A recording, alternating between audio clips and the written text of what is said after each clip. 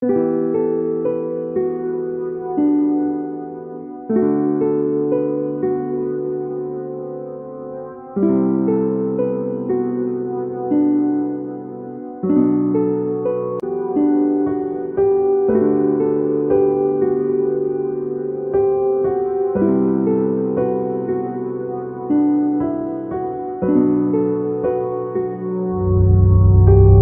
تو مسیر مهم بود نه مقصد. وقتی میزدیم بیرون از تهران هر شب شدی تو داستان زندگیم سرفصل. خودم رو میدیدم با تو من چند نسل، ولی تموم شد یهو.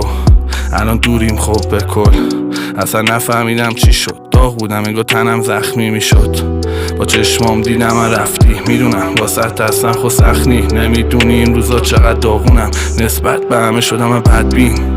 رفتی شدن شعرام سیاه، حتی شد به اجبار بیا. الان خط تو میگیرم هر بار، هر یه بوق یه درد و باقی دردام. نیستی امید به فردا، این روزا داره این محیط سرسام. خاطرات داره خب میسوزه هر کام.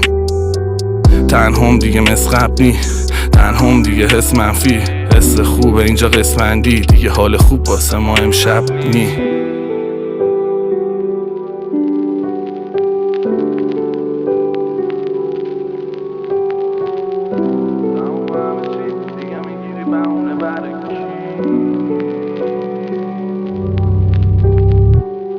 تموم همه چی دیگه میگیری بهونه برای کی؟